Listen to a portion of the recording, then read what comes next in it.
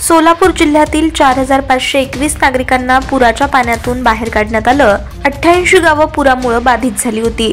कुणाचाही पाण्यात अडकल्यामुळे किंवा पुरामुळे मृत्यू झाला नाही, तर 17 टीमद्वारे बचाव कार्य केलं असून बचाव कार्य आता संपलंय। कोळेगाव धरणाचा विसर्ग फार कमी झालाय, 52,000 इतका विसर्ग झालाय।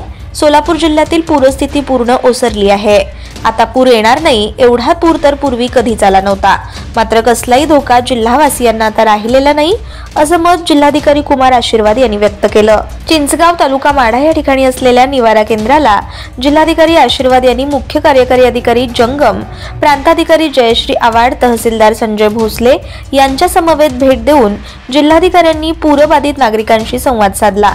तदनंतर त्यांनी उपस्थित पत्रकारांशी संवाद साधला। पूर्ण सोलापूर जिल्ह्यातील पूरबाधित गावांमध्ये स्वच्छता मोहीम लवकरच राबवली जाणार आहे। रेशनचे अन्नधान्य गावोगावी पोहोचले। शेतकऱ्यांच्या जनावरांना चाराही पोहोचण्याचं काम सर्वात जलद गतीने सुरू आहे। सगळ्या लोकांनी मिळून काम केलंय। सर्वसामान्य व्यक्ती ते आमदार, खासदार, मंत्री, तहसीलदार, प्रांत, तलाठी, पोलीस या सगळ्यांनीच लोकांसाठी अहोरात्र काम केलंय। ज्यांची घरं पुरात वाहून गेली आहेत त्यांच्या पुनर्वसनासाठी ऑक्टोबर अखेरीला कायदे नियम पाहून मदत केली जाईल। ज्यांच्या घराचं नुकसान झालंय अशा नागरिकांना उद्यापासून 10,000 ची मदत खात्यावर जमा केली जाणार आहे। आता घराचे पंचनामे झालेत, शेतीचे पंचनामे उद्यापासून केले जाणार आहेत। मांडी घालून खाली बसून पूरबाधित नागरिकांशी जिल्हाधिकारी कुमार आशीर्वाद यांनी संवाद साधून अडचणी जाणून घेतल्या।